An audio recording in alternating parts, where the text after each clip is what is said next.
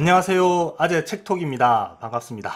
오늘은 궁극의 군대라는 책으로 핵무기가 전쟁과 미군을 어떻게 변화시켰는지 알아보겠습니다.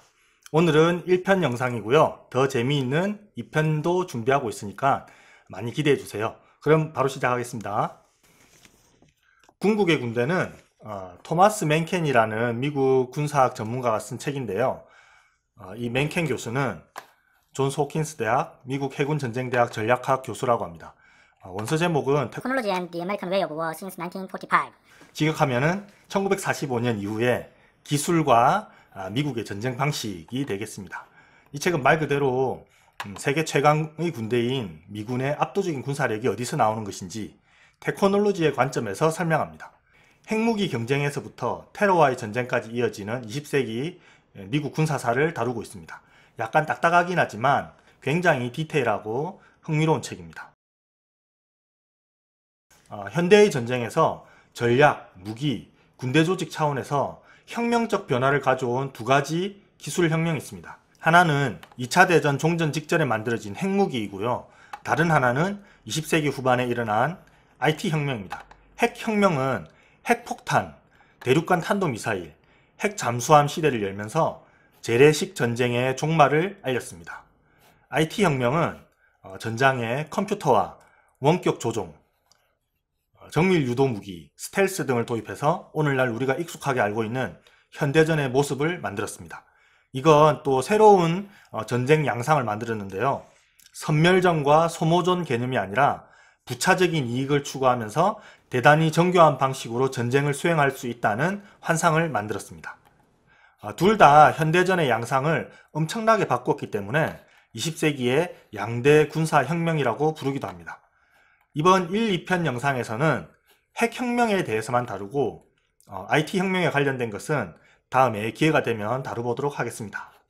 맨켄 교수는 기본적으로 미국의 군사적 우위의 상당한 측면이 테크놀로지의 압도적 우위에서 발원한다고 봅니다. 하지만 기술이 모든 것을 결정하거나 규정짓지는 않고 군대 조직이 이러한 기술을 얼마나 수용하고 또 이 기술에 적응하는지도 중요하다고 봅니다.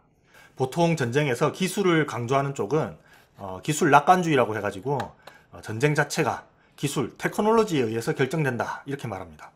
그러니까 항상 기술적 우위를 유지하기 위해 노력해야 하고 또 투자해야 하고 군대 조직도 그에 맞춰서 계속 바꾸어 나가야 한다는 것입니다. 그 반대쪽에는 기술 회의주의가 있습니다. 이 사람들은 기술은 전략을 대체할 수 없다. 전장에서 싸우는 병사야말로 승리의 출발점이다. 이렇게 봅니다. 기술을 너무 강조하다 보면 군대의 전통적인 역할과 사명을 약화시키는 함정이 될 수도 있다는 것이죠. 한쪽은 기술이 힘의 원천이다. 다른 쪽은 기술은 과장되어 있고 결국 사람이다. 이렇게 대립하고 있습니다. 이 책의 저자인 맨켄 교수는 중간 정도의 입장이라고 할 수 있습니다. 2차 대전은 인류 역사상 가장 큰 전쟁이었고 한국과 베트남, 이라크 등에서 벌어진 몇몇 국지전을 제외하면 전면전으로서는 거의 마지막 재래식 전쟁이었습니다. 인류는 수십 년 동안 이런 대전쟁 없이 상당히 오랜 기간 평화를 누렸던 것이죠. 앞으로도 제가 살아있는 동안이나 우리 애들이 살아있을 동안 이런 전쟁은 없었으면 좋겠습니다. 전쟁은 부질없습니다. 자, 돌아가서요.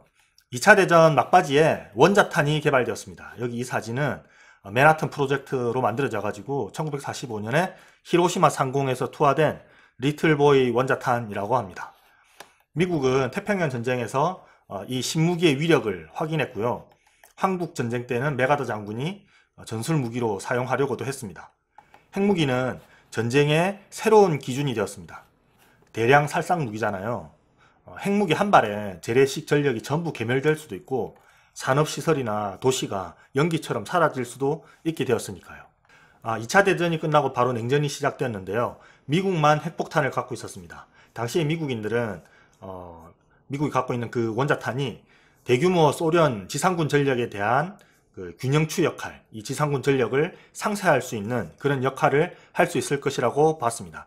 미국은 자기들이 맨 먼저 원자탄을 만들었기 때문에 그러한 핵 우위가 적어도 20년간 그 이상은 지속될 것이라고 봤어요. 왜냐하면 원자탄이라는 게 엄청나게 비싸고 만들기 어려운 것이었거든요.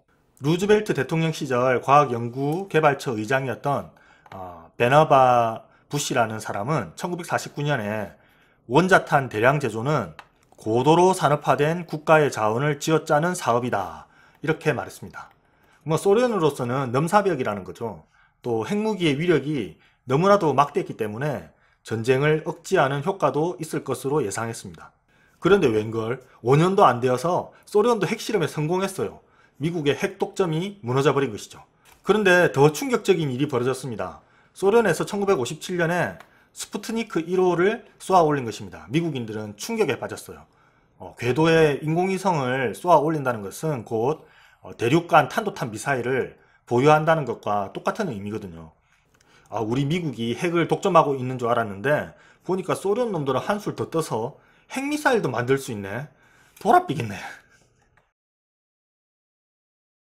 이제 미국 입장에서는 소련이 핵무기를 얼마나 많이 갖고 있는지, 그리고 핵무기의 투발 수단인 미사일을 얼마나 갖고 있는지를 아는 게 중요해졌습니다. 냉전 초기에 미국은 소련에 대한 정보가 하나도 없었어요.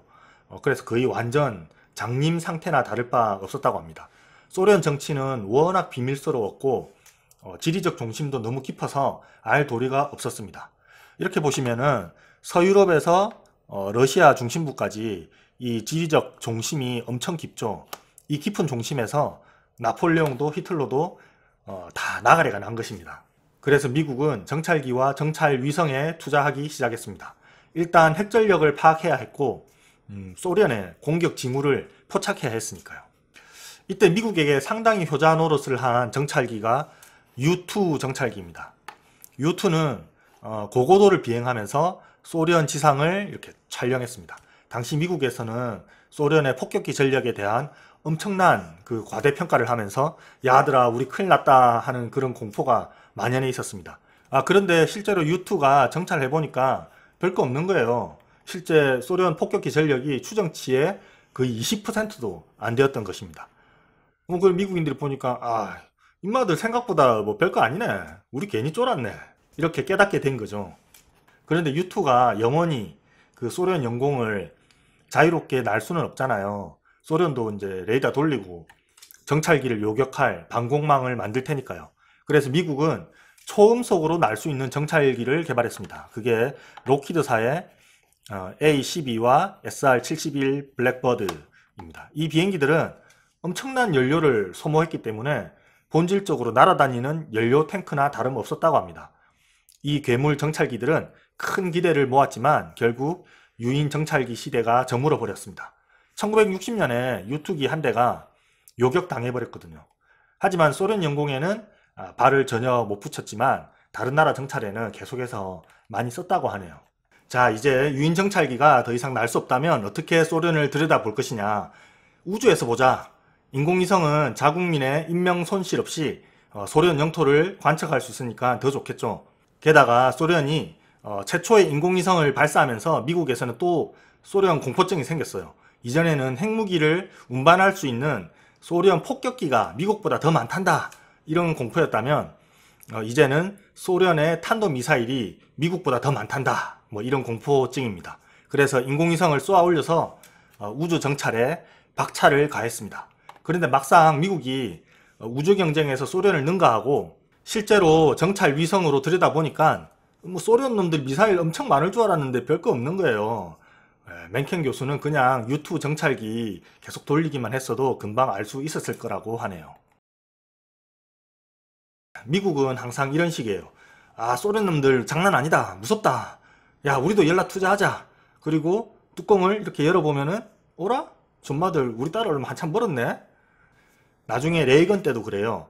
소련이 핵무기가 너무 많아. 그래서 핵 균형이 이렇게 소련 쪽으로 기울어 버렸어. 큰일 났다 이거. 그래서 전략방위 구상이라고 해서 인공위성에서 핵미사일을 향해서, 그러니까 소련의 핵미사일을 향해서 레이저빔으로 파괴하는 그런 방어 프로젝트를 추진합니다.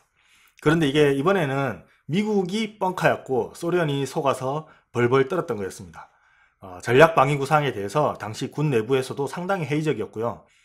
또 미국의 양심적인 수많은 과학자들이 우주 방위 그거 말도 안 되는 거라고, 이런 망상에 엄청난 돈 쓰지 말자고 했습니다. 미국의 20대 그 대학의 물리학과 교수들 대부분을 비롯해서 7,000명의 과학자들이 반대했습니다. 그리고 거기에는 노벨 수상자 15명도 포함되어 있었고요. 그런데 소련은 이게 진짜라고 생각했어요. 소련 대사인 아나톨리 도브리니는 우리의 지도부가 미국의 엄청난 기술적 잠재력이 또다시 성과를 낳았다고 확신했다. 이렇게 말했다고 합니다. 데이비드 호프먼이라는 이 저널리스트가 쓴 이 데드엔드라는 책을 보면요. 이 책이 이제 퓰리처상을 받았는데요. 레이건하고 고르바초프가 만나서 핵무기 감축談판을 하는 장면이 나오는데요. 거기서 고르바초프가 진심으로 이 전략 방위 구상을 무서워하고 있어요. 소련 핵미사일은 미국에 피해를 입힐 수가 없는데 자기들은 그런 방공 체계가 없으니까 핵 균형이 확 무너진다고 생각한 거죠. 고르바초프는 레이건과 만난 회담장에서 이렇게 말해요. 야, 우리 소련은 핵무기 감축할 준비가 돼 있거든? 그런데 너네들 그 우주 방위인가 뭐가 그거 좀 안 하면 안 되냐? 그러니까 레이건이 절대 안 된다고 그랬어요. 근데 재밌는 거는 레이건도 이 그 SDI가 진짜 미국을 구할 수 있는 방어 무기라고 철석같이 믿고 있었다는 점이에요. 그래서 결국 협상판은 깨졌습니다. 어쨌든 이 그 전략 방위 구상은 본질적으로 뻥카, 그러니까 소련에 대한 기만 사업이었던 건데요. 신뢰성도 문제가 있고 돈과 인력도 너무 많이 들어가서 중단되었습니다. 너무 비싼 뻥카였던 거죠. 근데 그걸 요새 이제 트럼프가 재탕하려고 하는 것 같더라고요. 뭐 요즘은 기술이 발전해서 그게 가능한지는 모르겠습니다만. 핵무기혁명은 모든 군대의 정체성에 중대한 질문을 던졌습니다. 우선 공군은 사람이 조종하는 유인 폭격기 중심으로 갈 거냐 아니면은 미사일 중심으로 갈 거냐 하는 질문에 맞닥뜨렸습니다. 해군은 항공모함 체제를 접고 핵탄두를 실은 핵 잠수함 체제로 바꿔야 하나 이런 고민이 되었습니다. 육군과 해병대는요, 얘들은 진짜 답이 없었는데요. 거의 존립 자체가 의문시되는 지경이었습니다. 핵전쟁이 일어나는데 무슨 내륙작전이며 상륙작전이냐, 전쟁판이 완전히 바뀌는 시대였던 거죠. 결론부터 말하면 핵무기 혁명 속에서도 기존의 육해 공군은 기본 골격이 거의 바뀌지 않고 살아남았습니다. 각 군은 변화를 수용하면서도 자신의 정체성을 유지하면서 발전할 수 있었던 것이죠. 기술도 강하지만 인간의 조직은 더욱 강했던 것입니다. 오늘은 토마스 맨켄의 궁극의 군대라는 책으로 핵무기가 전쟁과 미군을 어떻게 바꾸었는지 그 1편 영상을 소개해드렸습니다. 다음 영상에서는 핵미사일과 핵잠수함 같은 혁명적 무기들이 미국의 육군, 해군, 공군을 어떻게 바꿨는지 본격적으로 살펴보겠습니다. 감사합니다. 아재 책톡이었습니다.